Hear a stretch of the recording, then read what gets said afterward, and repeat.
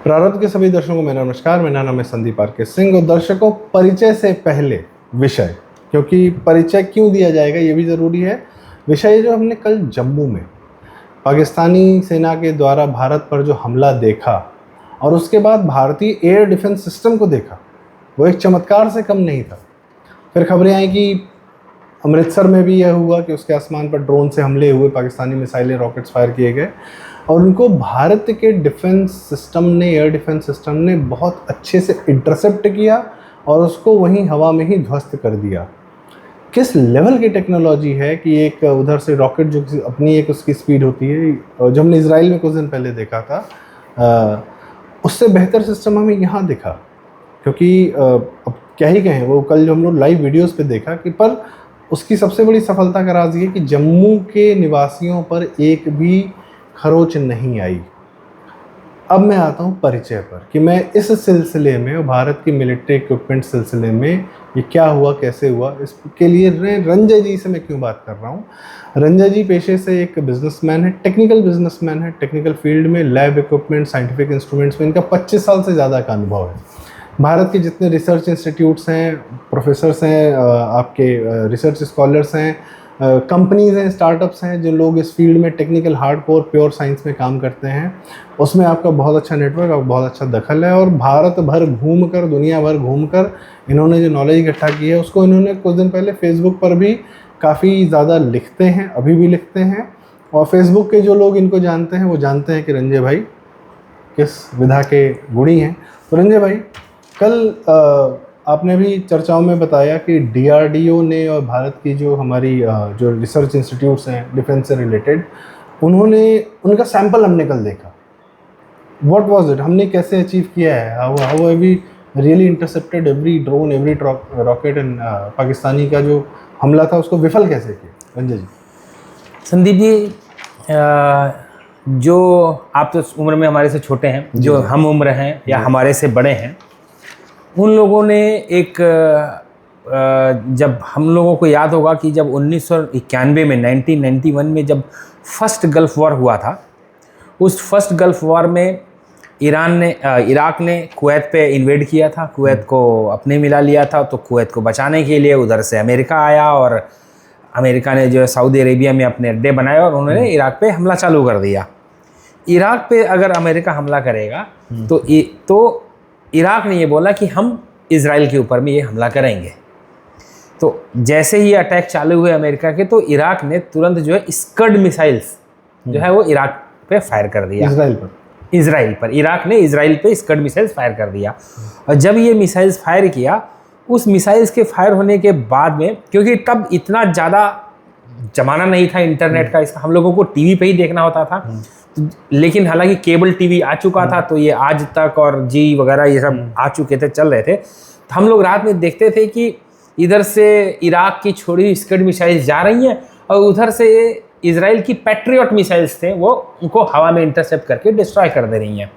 It was like very मतलब अलग type का एक रियल हम लोगों ने वो देखा कि ये चीज़ें हो रही हैं। ये जो रियलिटी है, इसको हमने 2 साल पहले इमेजिनेशन में देखा था। एक अब तो खैर लोगों ने देखा है सीरियल रामायण। जब रामायण सीरियल आया तो उसमें जब लड़ाई होती थी तो उसमें दिखाते थे कि तीर से तीर टकराते थे और वो खत्म हो जाते थे।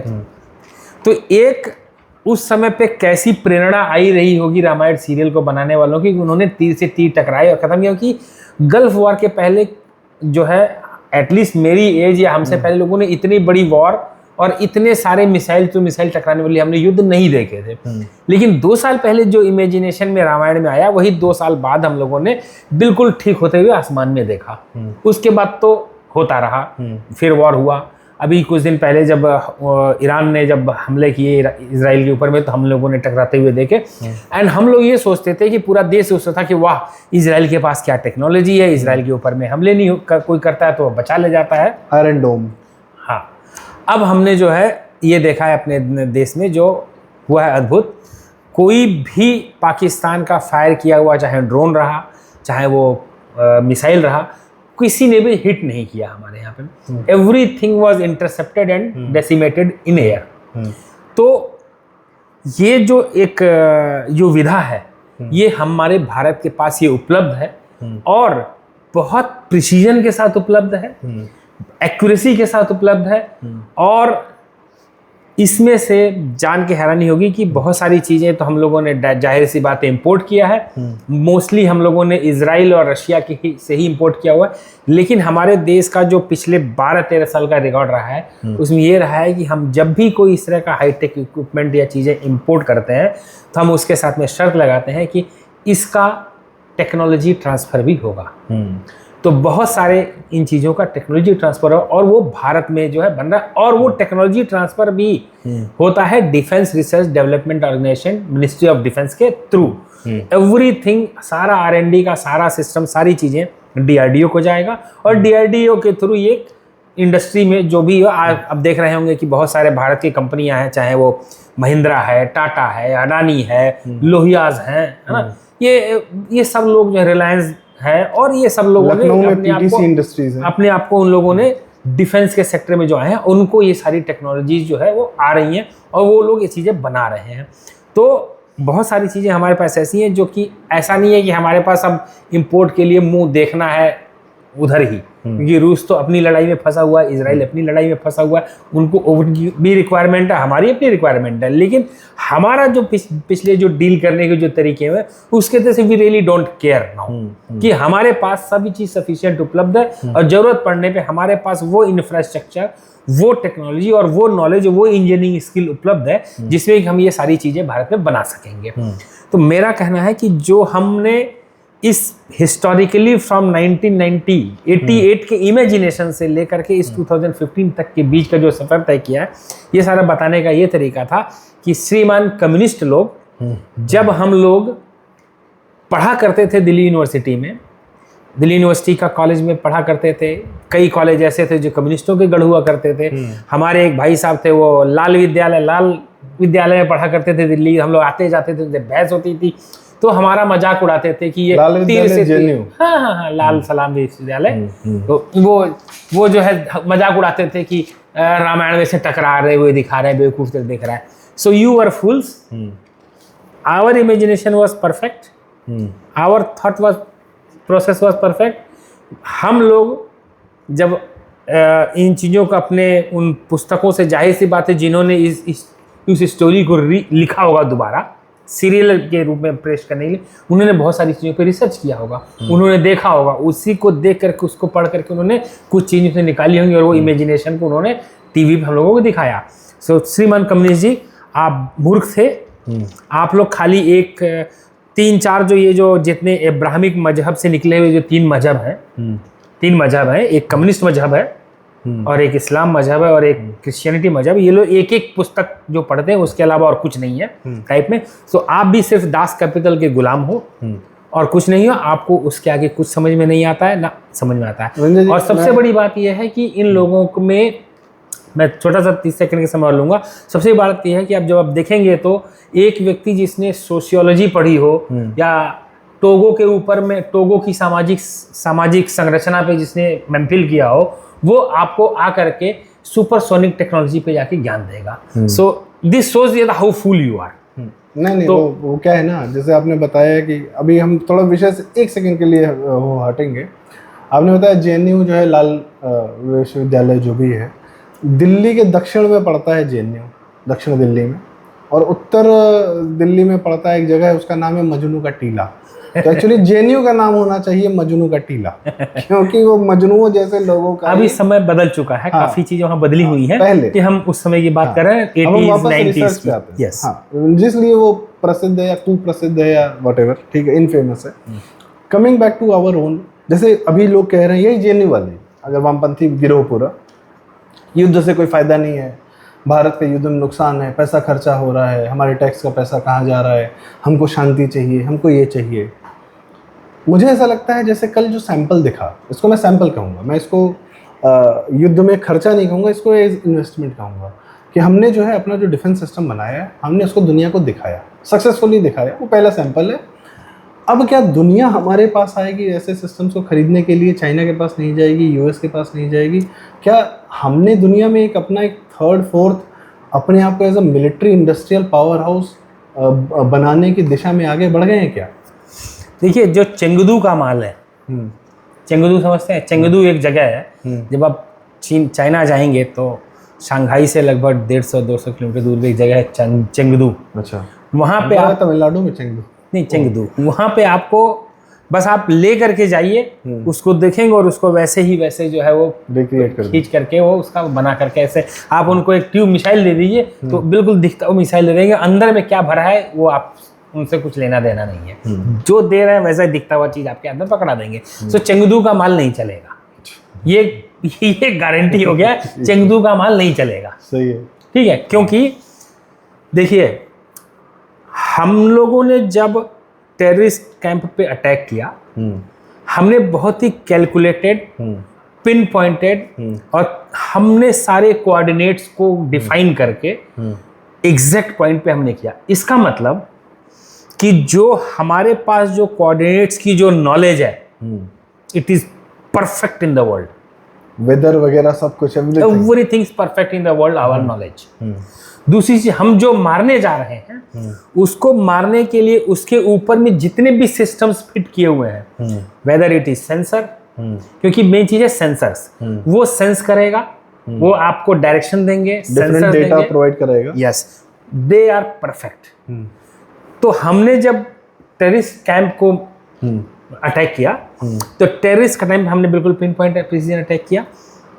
वो हमें दिखा गया कि we can attack pin point exactly in few feets of coordinate, इधर उधर भी नहीं जाएगा। मीटर्स में नहीं बात करूंगा, फिट्स में बात करूंगा। इतने फिट्स के कोऑर्डिनेट्स में हम एग्जैक्ट अटैक कर सकते हैं। जिस घर पे मारना उसी पे मारा। यस। दूसरा, हमारा जब जाएगा तो हमारे माल को चेंगदू का माल कुछ नहीं इंटरसेप्ट नहीं करता, इंसर्ट भी नहीं, उसको पता भी नहीं लगेगा। चेंगदू के माल को पता नहीं लगेगा ये कहाँ गया, ये क्या आ रहा है जी। तो हमारा माल चेंगदू नहीं पकड़ पाएगा। ये हमारा एक पहली विक्ट्री है। I am talking commercially. दूसरा जो है, नेक्स्ट स्टेप, पाकिस्तान हमें रिटेलिएट करता है।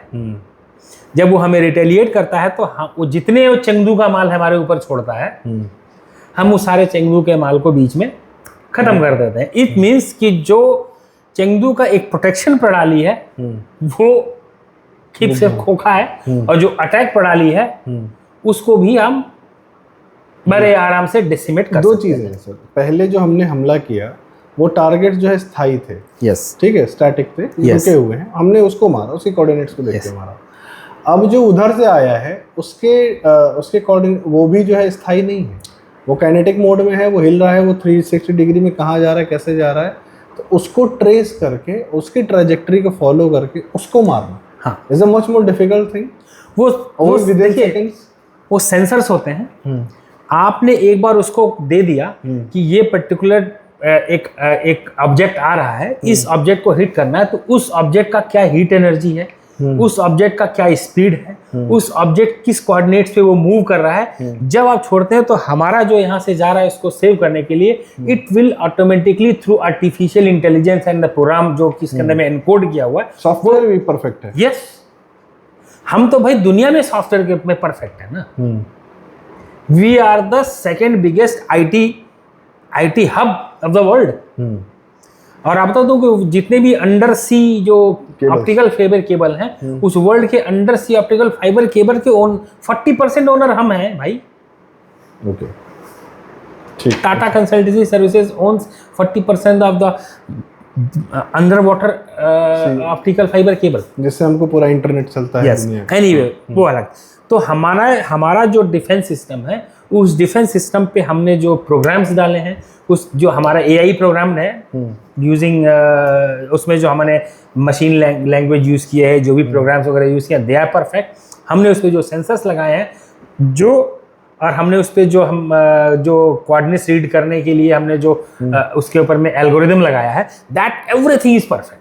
तो वो जा रहा है और उसको एग्जैक्टली ऑब्जेक्ट को हिट, आपने उस ऑब्जेक्ट के लिए उसको लिया, उसने सेंस किया और गया, और वो मुड़ेगा वहां पे भी जा करके उसको ठोक देगा। So our defence was perfect, our attack is perfect, our safety is perfect. अब देखिए, यस, दूसरा चीज है कि आप देखेंगे तो पाकिस्तान की तरफ से आया कि उन्होंने बोला हमने उनके ड्रोन गिरा दिए, हमने उनके ड्रोन गिरा दिए, बट एक्चुअली जो हमने जो ड्रोन मारे हैं कैमिकाज़े, दे ड्रोन और सुसाइड, आप बोलते हैं ना वो फियादीन हमला, वो फिदाइन है। हाँ, वो जाएगा फूट करके वहीं खत्म हो जाएगा, ऐसा नहीं कि उसने ड्रॉप करके वापस आना है। हाँ। तो हमने वही किया था, जाओ मारो और मर के आ जाओ। ये जो नाम है कामिकाज़े, ये एक्चुअली सेकेंड वर्ल्ड वॉर के जो जापानीज फाइटर पायलट्स होते थे, तो कई बार उनका फ्यूल वगैरह कम होता था या किसी भी कारण से, उनका काम ही यही था, वो हैवी पेलोड अपना लेकर जा, उस समय मिसाइल्स वगैरह तो थी नहीं, तो वो स्वयं लेकर अपने आप को ही दुश्मन के उस जगह पर जहाँ उनको डिस्ट्रॉय करना होता था, वो अपना प्लेन लेके उसी में चले जाते थे। तो उन लोगों को कामिकाज़े बोला जाता था, इसीलिए इन ड्रोन्स का नाम भी कामिकाज़े है, कि कामिकाज़े जापानीज़ भाषा में आप जैसे भी उसको कहते हैं, ठीक है। तो इन ड्रोन्स का कार्य यही था कि ये जहाँ जा रहे हैं आपको फीड दे रहे हैं और जाके वहीं ध्वस्त हो जा रहे हैं, इनका काम ही है, ड्रोन्स है, तो मिसाइल ही समझिए, मिसाइल विद कैमरा, और क्या। जी नेक्स्ट मैं आपको बताता हूँ जी कि हमारे देश में एक माहौल बनाया गया कि हमारे देश में जो पढ़ते हैं टॉप इंस्टीट्यूट्स में, वो बाहर चले जाते हैं, देश छोड़ देते हैं, ब्रेन ड्रेन हो जाता है, यहाँ से कम पैसे में पढ़ते हैं, वहाँ से बड़ी नौकरी ले लेते हैं। तो ये हमारे देश के अंदर लोगों के अंदर में ये भावना भरी गई। अभी जैसे इसरो की पीछे बात चल रही थी, पीछे कितने इसरो में IIT के लोग हैं, बाहर लोग हैं, उस समय उनको मालूम नहीं था, जो उसमें इसरो के जो डायरेक्टर थे वो खुद ही IIT वाले थे, इन गधों को ये भी नहीं पता था he is an IITian। Anyway, मैं आता हूँ कि इसरो का प्रोसेस ऐसा है कि it doesn't go for campus placement, they have their own exam set, they have their own interview setup, everyone from India can apply, they can appear in the exam, they can qualify the interview। जरूरी थोड़ी कि IIT वाले ही बहुत समझदार। मैं वहाँ क्यों आ रहा हूँ मैं वो बताता हूँ।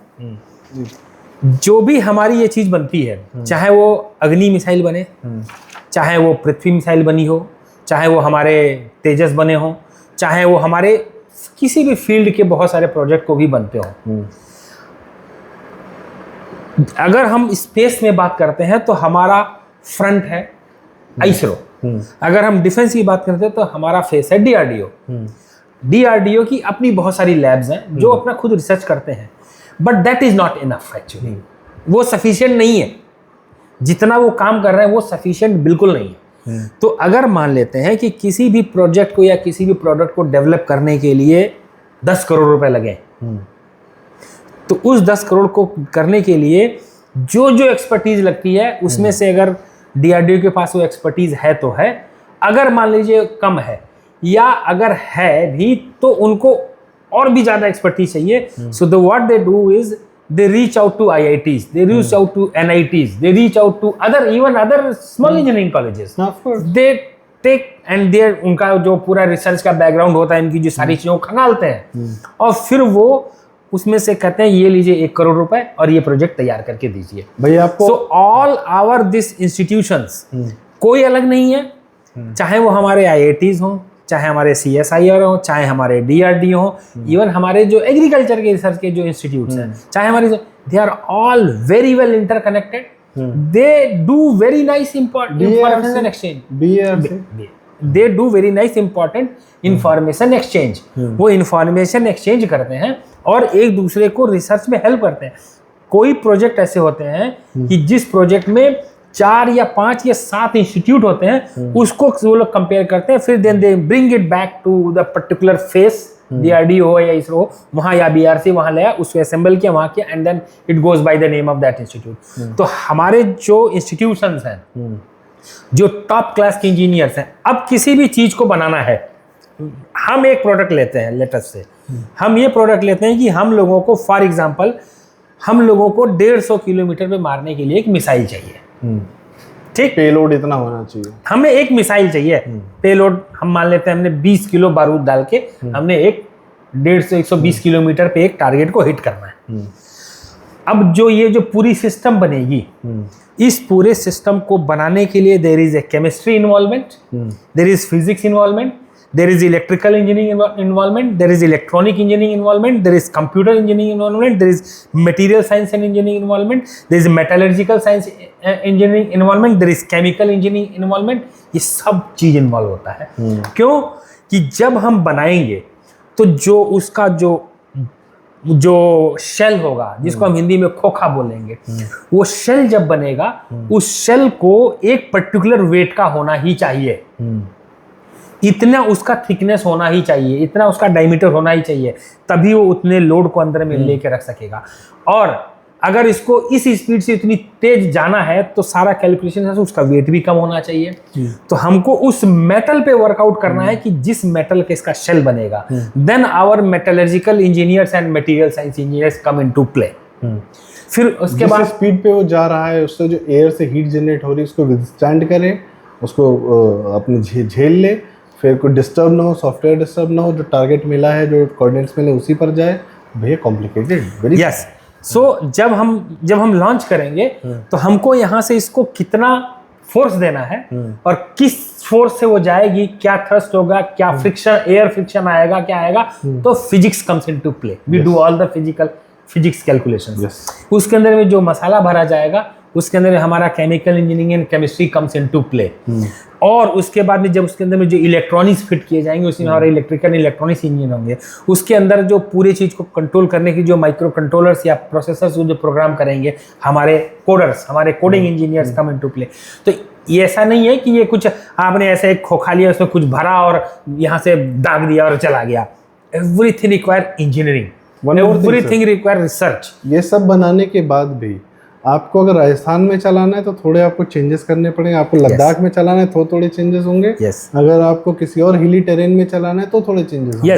क्योंकि मौसम का जो सेंसर आपको 50 डिग्री पे जो आपको रिजल्ट देगा, as soon as you change this sensor goes to, आप लद्दाख या जम्मू कश्मीर जाएंगे, वहाँ टेम्परेचर कम हो जाएगा। तो क्योंकि मान लीजिए हम टेम्परेचर की बात करें तो टेम्परेचर का sensor it is very well dependent upon the resistance.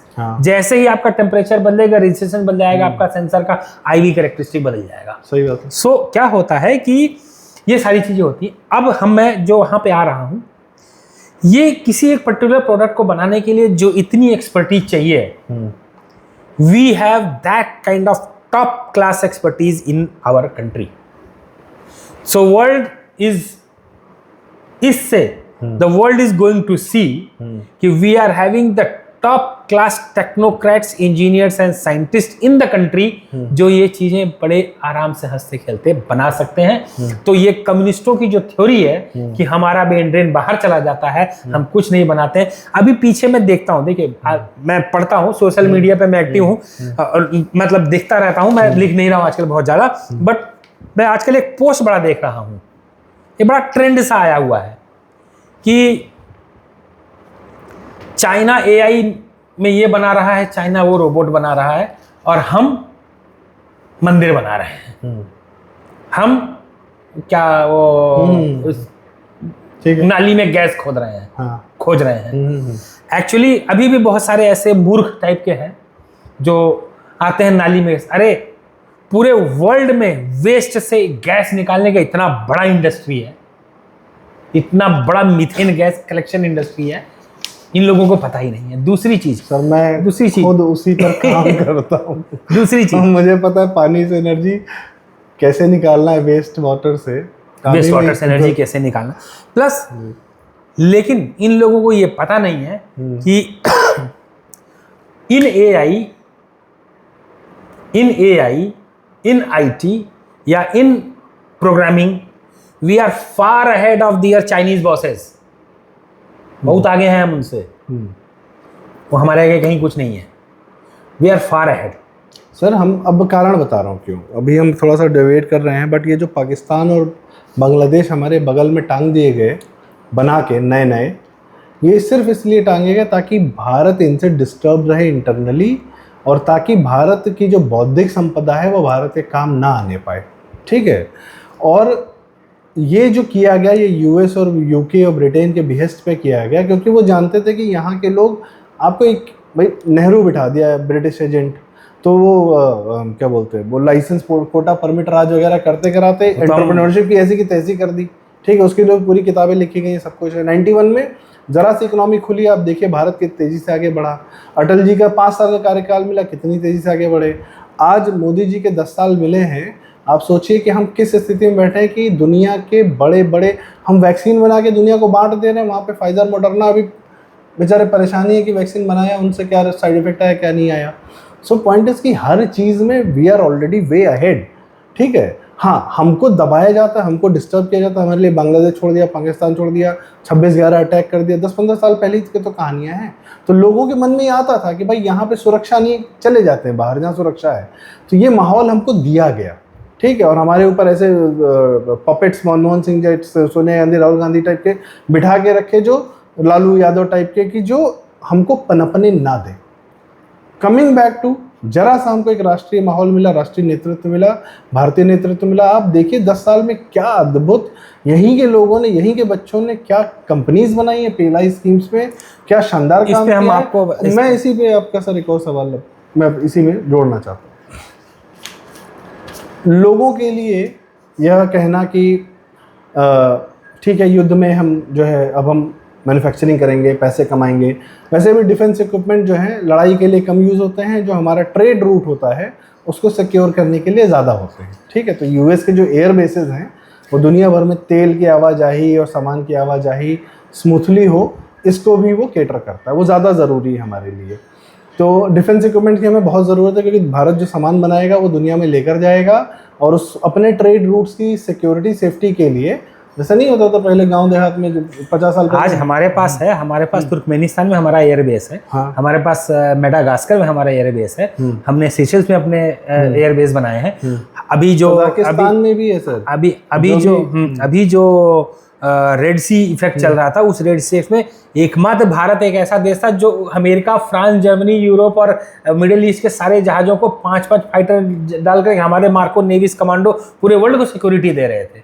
We had Somalian pilots को हमने पीटा है अभी कुछ दिन पहले। तो हमारे पास तो हम तो करते हैं, हमारा तो मैं इस पे आ रहा हूँ सर कि अब जैसे जो हमारे दर्शक हैं, आपके बच्चे होंगे जो भी हैं, तो उनके लिए क्या हम ये कह सकते हैं कि look for these kind of technological improvement जो हो रहे हैं, जो बच्चे साइंस पढ़ रहे हैं, पीसीएम पढ़ रहे हैं, आईटी कर रहे हैं, कुछ भी कर रहे हैं, ठीक है, सरकारी नौकरी की तैयारी 4 साल 5 साल बर्बाद करने के अलावा, या अगर आप इंजीनियरिंग कर रहे हो, कुछ भी पढ़ाई कर रहे हो, तो क्या पैरेलली आप इन सब फील्ड्स पर भी अवेयर हो के क्या अपना भविष्य बहुत बढ़िया, बहुत अच्छी कंपनीज, बहुत ज़्यादा पैसे बना सकते हैं क्या? चलिए, मैं let's say we talk about DRDO only. जितने भी लोग दर्शक देख रहे हो, they should open DRDO, defence development organisation का आप एक वेबसाइट खोलिए। वहाँ पे टेक्नोलॉजी ट्रांसफर आपको ऊपर दिखेगा, बोल्ड टीओटी दिखेगा। वहाँ पे आपको लिस्ट ऑफ टीओटीज अवेलेबल, वहाँ पे क्या क्या प्रोडक्ट अवेलेबल हैं। देखिए, जो ये रिसर्च होती है ना, हर चीज़ पे होती है। एक सैनिक को अगर किसी लंबे टूर पे जाना है, हाइट पे जाना है, किसी टफ टेरेन में जाना है, तो उसके शरीर का पे कितनी वजन का चीज़ होना चाहिए, उसके कपड़े का क्या वजन होना चाहिए, उसके कैरी जो कर रहा है बॉटल उसका कितना वजन होना चाहिए, फूड आइटम्स का वजन कितना होना चाहिए, कम से कम वजन में कितने हाई एनर्जी वाला, हाई प्रोटीन वाला फूड ले जा सके, ये सारी चीज़ों की रिसर्च होती है। ड्रिंक्स में क्या लिया सके, जो व्यक्ति, जो हमारा सैनिक या जो हमारा इवन जो रहने वाला आम नागरिक जो पहाड़ों में रह रहा है, जो वो मान लीजिए कि आप किसी हाई पटनी टॉप पे जाकर के रह रहे हो या गैंगटॉक में जा रहे हो, वहाँ का जो फूड आइटम होगा, और फिर राजस्थान में जाना हो, you have a totally different climate and totally different eating habit. Yes, देखिए, जो राजस्थान का जो ईटिंग हैबिट है, आप वही ईटिंग हैबिट लेकर के आप वहाँ पे उतने हाई पे नहीं रह सकते, वो क्योंकि उस क्लाइमेट के हिसाब से था।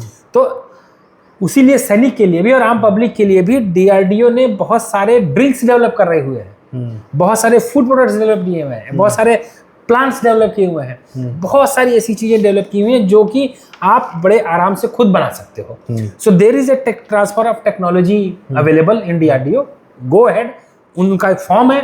और सबसे बड़ी बात अच्छी ये चीज़ है कि अगर आप वहाँ पे जाते हैं तो you will even get your financial help from DRDO. Good. तो आप कर सकते हैं। बहुत सारे ऐसे हैं, आप तमाम हमारे BRC पर भी है, बार्क पे भी है, BRC की वेबसाइट पे है, बाबा एटॉमिक रिसर्च सेंटर की वेबसाइट उसमें आप वाटर पे काम कर सकते हैं, मेडिसिन पे काम कर सकते हैं, एग्री पे काम कर सकते हैं, एग्री प्रोडक्ट्स पे आप काम कर सकते हैं, बहुत उधर दिया हुआ है। आप जाएं, CSIR के बहुत सारे इंस्टीट्यूट हैं, CSR के सब पे के साइड पे भी दिया है। आज तो देखिए क्या हुआ, पिछले 10 साल में 12 साल में मोदी सरकार में मैं यही फायदा हुआ है कि आपको जो फाइलों पे धूल जमी वो खुली है, वो फाइल खुली पड़ी है, उस फाइल को खोलिए, आप जाइए और उस चीज को जो है आप उसका एडवांटेज लीजिए, बनाइए। आपको टेक्नोलॉजी मिल रही है, आपको सब चीज मिल रहा है। आपको जो है प्रपोजल देने के बाद में आपको कई बार तो अगर आप उसी इंस्टीट्यूट में, कई ऐसे इंस्टीट्यूट इवन बहुत सारे प्राइवेट यूनिवर्सिटीज हैं जिनके पास इंक्यूबेशन सेंटर्स हैं, आप टेक्नोलॉजी यहाँ से लीजिए, उनके इंक्यूबेशन सेंटर में जाइए, उनके इंक्यूबेशन को डेवलप कीजिए, वहाँ पे आपको अच्छे वर्क कंपनीज बनाइए, you can do lot of things. तो ये चीज़ें ओपन है और किया जा सकता है, मुझे लगता है करना चाहिए लोगों को। युद्ध के लिए जो सबसे बड़ी शक्ति चाहिए वो आर्थिक शक्ति चाहिए, और जीवन के लिए भी जो सबसे बड़ी शक्ति चाहिए वो आर्थिक शक्ति चाहिए। तो ये अर्थ आप डेली बेसिस पे प्रोड्यूस कर सकते हैं। आज माहौल मिल रहा है, पहले ऐसा नेतृत्व, ऐसा GST या ऐसा टैक्सेशन सिस्टम ये सब नहीं था। अब GST से सबसे ज़्यादा फायदा क्या हुआ है, आप देश में किसी भी आदमी से, किसी भी बिजनेस से आप डायरेक्ट अपना एक डायरेक्ट बिजनेस कर सकते हैं। सरकार का इंटरफेरेंस उसमें नहीं है, सिर्फ आपको पोर्टल पे बिल अपना डालना है और टैक्स पे करना है। पहले यही सर कितना बड़ा समस्या था, ये फॉर्म 38 लो, फिर वो भेजो उसको वहाँ पर कागज, यहाँ के सेल्स टैक्स ऑफिस से फॉर्म 38 लो, फिर दूसरे महाराष्ट्र के जहाँ से बिजनेस कर रहे हो उसको भेजो, तो वहाँ से जब वो सामान भेजेगा ट्रक में तो फॉर्म 38 होना चाहिए, तो आपके यहाँ आएगा, तो फिर आप उसको जमा करो सेल्स टैक्स ऑफिस में, फिर अगले सामान के खरीद के लिए तब जाके फॉर्म 38 मिलेगा, और साल भर का उसका लेखा जोखा फॉर्म C में जमा करो, वो सब नौटंकी खत्म। तो पूरा देश एक मार्केट हो गया है। पहला टैक्सेशन सिस्टम जो भी है, ऑनलाइन UPI पेमेंट कर दो, RTGS, अपने अकाउंट से तुरंत दूसरे के अकाउंट में पैसा ट्रांसफर कर दो। सर मैं तो ये देखता हूँ कि सब कुछ में तेज़ी अपनी जगह है, सड़कों का इंफ्रास्ट्रक्चर अपनी जगह है, ये जो पैसे के मूवमेंट में तेज़ी आई है ना, ये इस पर हम अलग से चर्चा करेंगे कि UPI और RTGS और IMPS से क्या बेहतरीन काम हुआ है। इनका पैसा उनको दिया, उन्होंने उनको दिया, उन्होंने उनको दिया, काम पैसे की तेज़ी से कितने काम हो जा रहे हैं, ऑनलाइन खुद ही कर लीजिए। सो पॉइंट इस कि ये जो युद्ध चल रहा है, अमेरिका भी जब सुपर पावर बना तो वो सेकेंड वर्ल्ड वॉर के बाद बना। अमेरिका USSR ने दुनिया भर में बेहतरीन रिसर्च की, क्यों? क्योंकि कोल्ड वॉर चल रही थी आपस में, इनको स्पेस में जाना था, दोनों एक दूसरे को बीट करने के कंपटीशन के चक्कर में बेहतरीन टेक्नोलॉजिकल इम्प्रूवमेंट्स किए, जो आज के समय में हमारे आम जनता को देखने को जानने को मिलता है।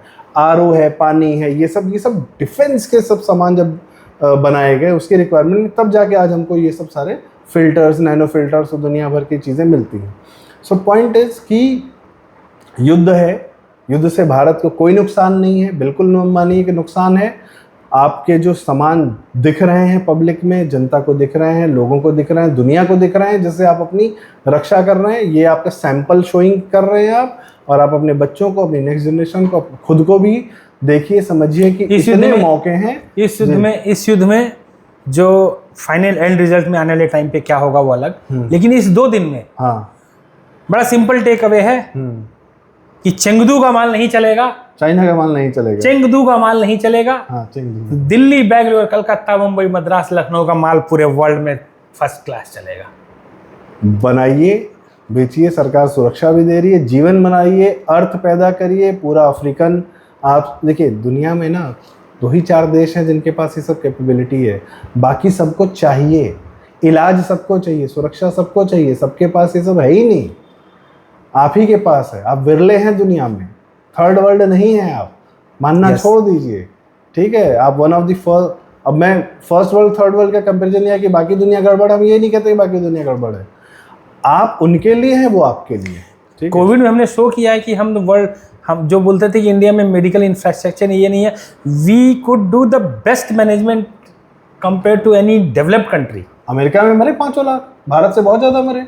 अमेरिका की पॉपुलेशन जो है भारत की पॉपुलेशन से 5 गुना कम है, और जो पॉपुलेशन और अमेरिका का जो एरिया है वो भारत से 3 गुना बड़ा है, तो जो पॉपुलेशन डेंसिटी है वो उसमें 15 गुने का फ़र्क है। लेकिन जो मौतें हैं वो अमेरिका में कहीं ज़्यादा हुई कंपेरेटिव टू इंडिया। और इंडिया में भी 2-4, अब वही बात हो रही थी ना सर कि इसरो वाले सिर्फ IIT से क्यों उठाए, IIT से तो केजरीवाल भी निकलता है जो लोगों की जान मारने में एकदम और अपनी बेटी की शादी कराने में व्यस्त है। दूसरे लोग की जान मार दो, अपनी बेटी की करोड़ों की शादी कराओ। तो आईआईटी से तो ऐसे लोग ही निकलते, तो सिर्फ आईआईटी से क्यों, हर जगह से जिसके पास बुद्धि है, समझ है, कर्म करे, आगे बढ़े, पूरा मौका है। और इस वॉर ने भारत के लिए वो मौका खोला है जो हजारों साल में किसी देश के लिए ऐसा मौका नहीं खुला है। स्वर्णाक्षर में लिखा जाएगा 8 मई 9 मई का दिन और रात, और अभी आज भी रात आने वाली है, देखते हैं आज क्या होता है। तो भारत तो निकल पड़ा है, आप इसके साथी बनिए, आप इसके राही बनिए, आप इसके सहभागी बनिए। भारत तो बनेगा ही बनेगा, आप भी स्वयं को बनाइए। और ऐसे ही टेक्नोलॉजिकल विषय और एंटरप्रेन्योरशिप के विषयों के साथ हम रंजन जी के साथ आते रहेंगे, और इनका ज्ञान, इनका इनपुट्स, इनकी इंसाइट्स हम आपसे साझा करते रहेंगे। दर्शकों, आपको हमारा यह वीडियो इस एंगल पर कैसा लगा, इस अपनी जो है कमेंट्स में राय हमें ज़रूर दें। वीडियो लाइक करें, शेयर करें। सर, एक क्लोजिंग कमेंट आप। क्लोजिंग कमेंट में हम यही देंगे कि मुझे लगता है कि जो अभी होगा, जो अब अगले कुछ दिनों में जो भी होगा, रिजल्ट्स जो भी होंगे, लेकिन हमारे जो युवा हैं, जो यूथ हैं, उनको इस माइंडसेट से बाहर निकलना है। इस युद्ध ने तो निकालना चाहिए बहुत लोगों को कि अरे हमारे यहाँ कुछ नहीं है, हम कुछ नहीं कर सकते।